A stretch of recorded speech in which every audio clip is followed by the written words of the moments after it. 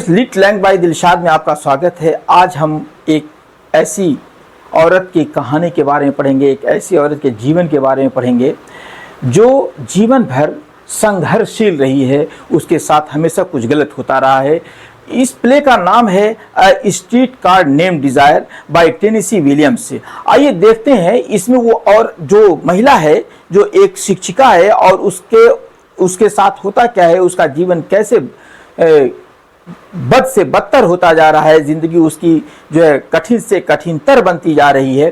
तो उसी कहानी को हम यहाँ पे एक प्ले में, ये जो प्ले है उसी में हम पढ़ते हैं।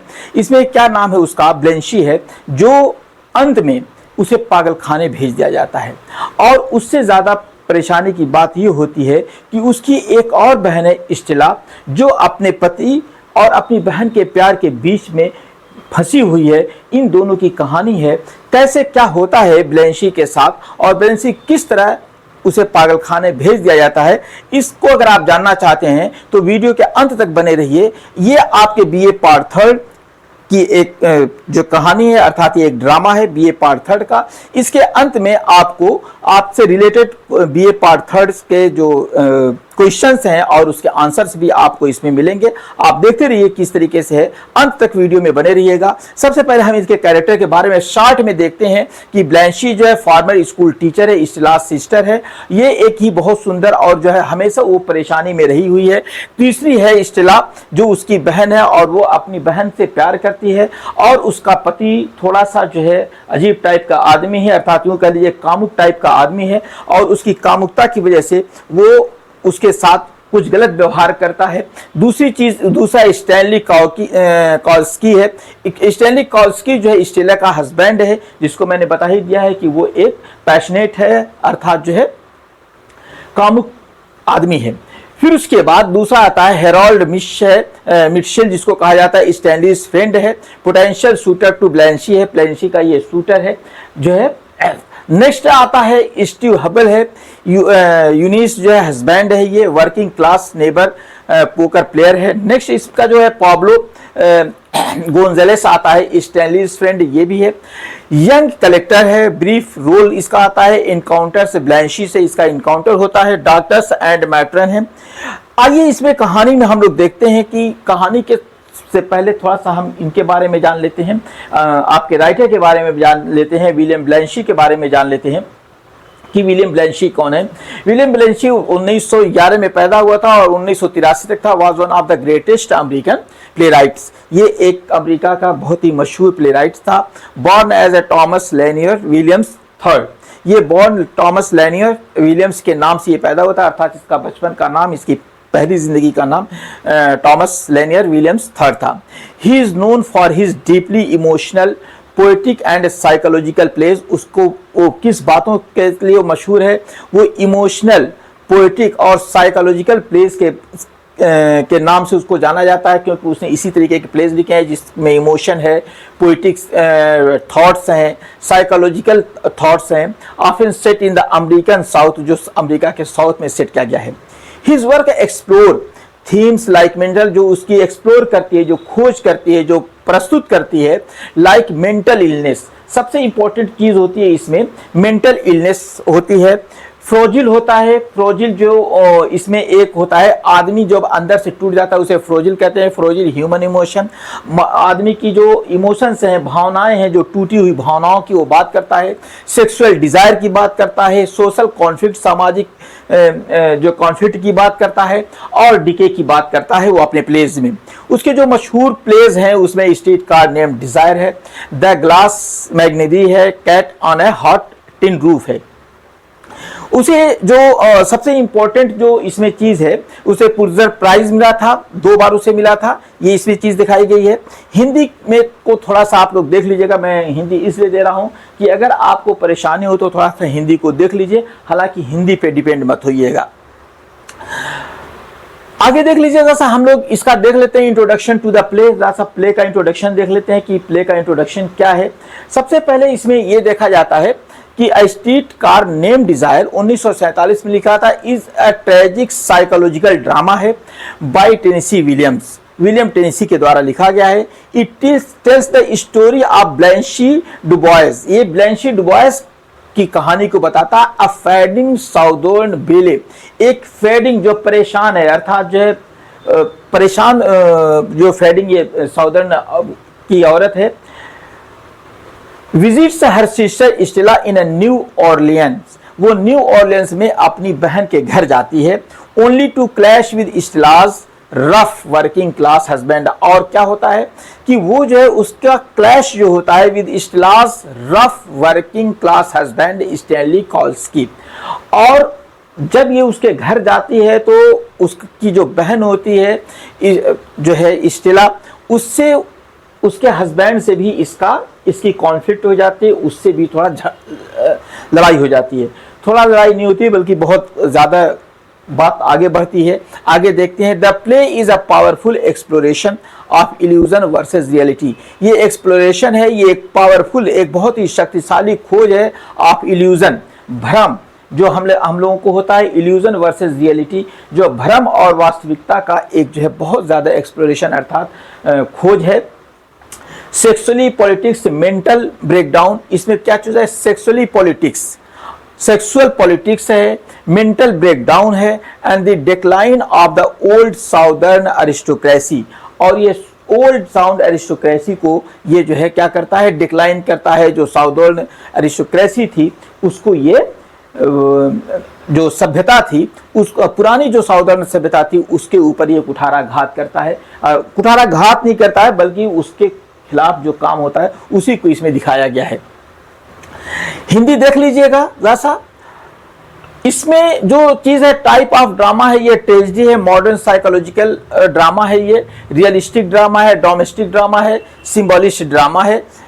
आगे इसमें देख लीजिए, इसकी थीम में दो चार चीजें आता है, इल्यूजन वर्सेस रियलिटी है, sexual desire and power struggle है, तीसरा है the madness and mental breakdown है, क्लास कॉन्फ्लिक्ट है, decline of the old south है, पुरानी दक्षिणी सभ्यता का पतन इसमें दिखाया गया है, और जो जेंडर रोल्स एंड मिसगॉनी यानी कि लैंगिक भूमिकाएं और स्त्री विरोध इसमें दिखाया गया है, मिसगॉनी। अब जैसा इसकी शॉर्ट समरी देख लेते हैं कि इसकी समरी क्या है, बहुत आराम से इसकी समरी देखिएगा।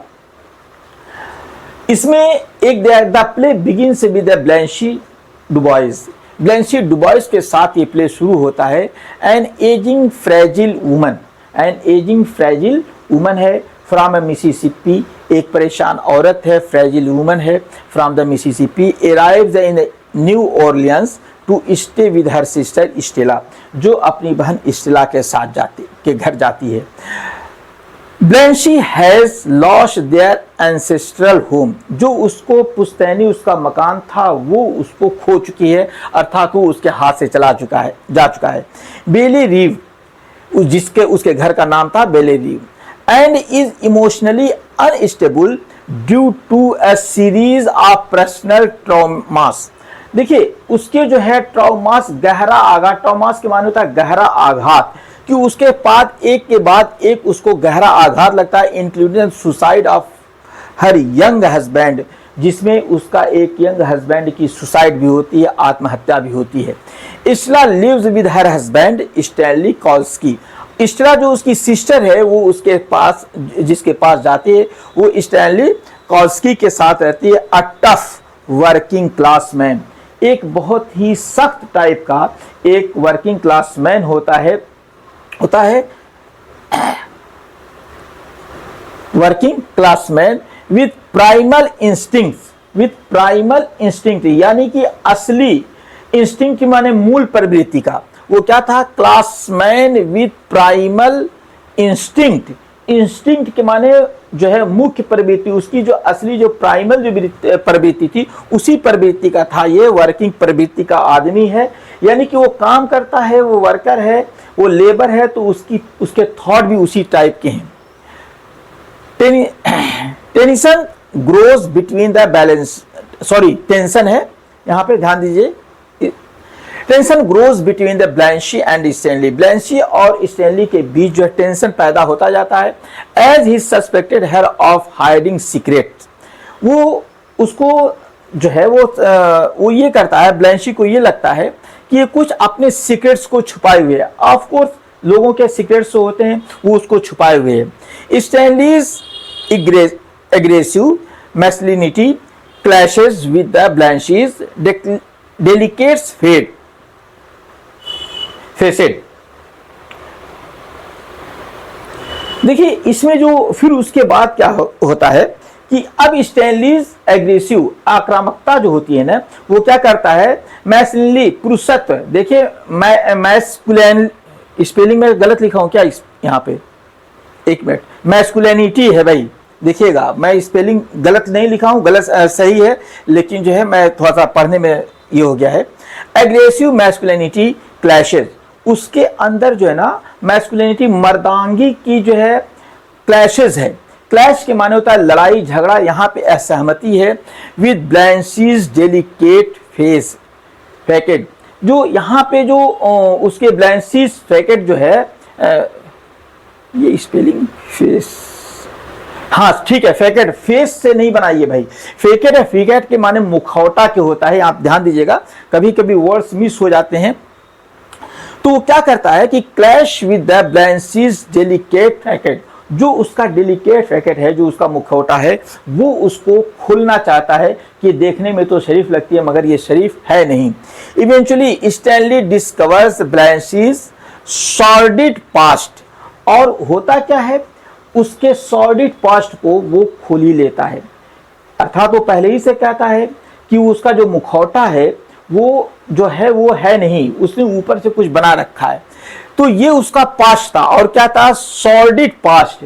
सॉर्डिड माने यहाँ पे है जो बुरा, जो उसका बुरा पास्ट था उसका वो पता लगा लेता है। Her affairs with young man, young लोगों से उसका अफेयर के बारे में पता लगा लेता है। And time spent in a hotel of ill repute, और वो ऐसे होटल में उससे वक्त गुजारा था जिसकी रिप्यूटेशन खराब थी, ये इसमें कहा जा रहा है, उसने उसके बारे में पता लगा क्या था। इन अ क्लाइमेटिक सीन, इन अ क्लाइमेटिक सीन, वो क्या कर रहा है कि जो है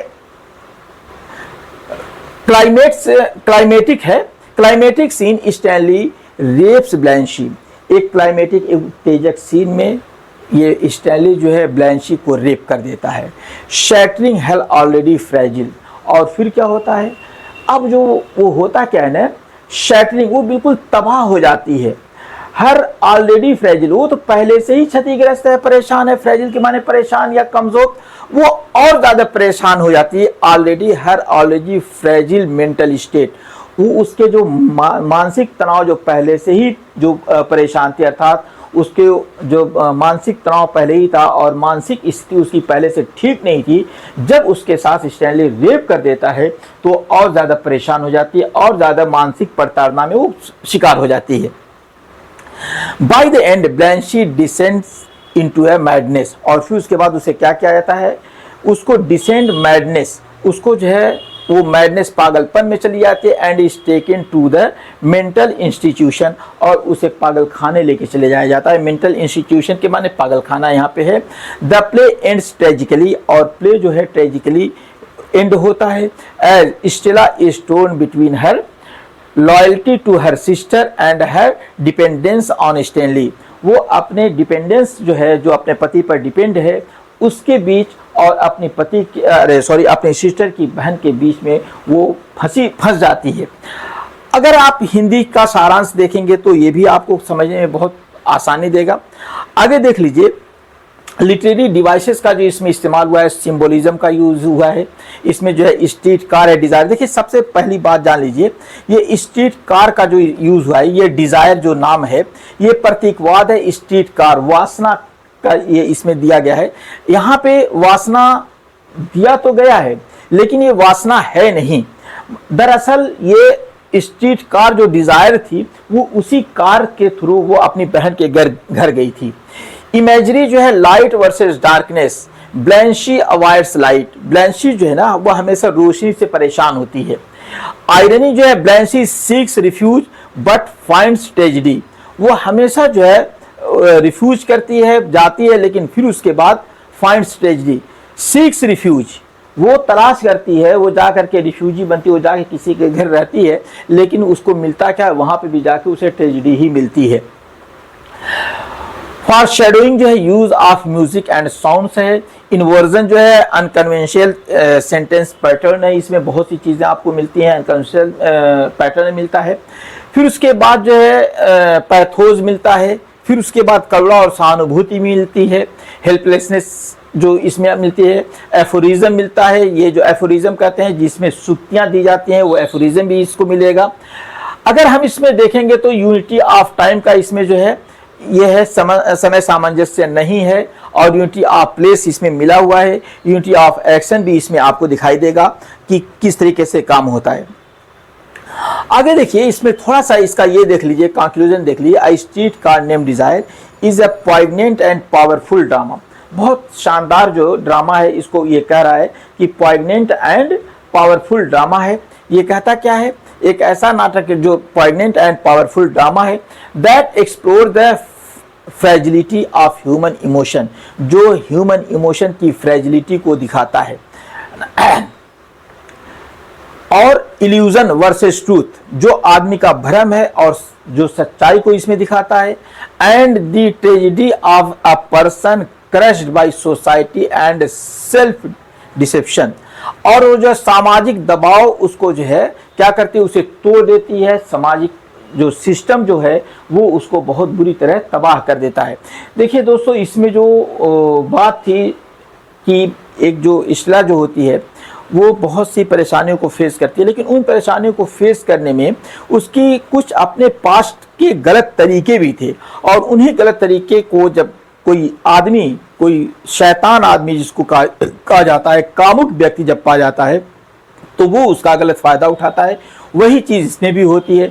तो दोस्तों, हर लोगों को अपने जो है पास्ट को, या जो भी आज यंग हैं अपने यंग एज को बहुत ही जो है सावधानी पूर्वक स्पेंड करना चाहिए, कहीं ऐसा ना हो कि इस तरीके के घातक जो है घटनाएं आपके साथ भी घटित हो जाएं। तो हमेशा सही रास्ते को एडॉप्ट कीजिए, सही तरीके से जीवन जीने का प्रयास कीजिए, ताकि आपके साथ कोई इस तरह की घटनाएं न घटित हो। तो इसी तरीके की ये जो बीए का सिलेबस है, आपको प्लेस, पोएट्री, जो है और प्रोज, सारी चीज़ों को एक एक करके मैं आपके सामने लाता रहूँगा। आप उससे अवेयर होते रहेंगे। आप चैनल को सब्सक्राइब कर लीजिए, अपने दोस्तों को शेयर कर दीजिए, और जो है लाइक और कमेंट करना तो कतई मत भूलिएगा। मिलते रहेंगे इसी प्रकार के वीडियो में। Thank you.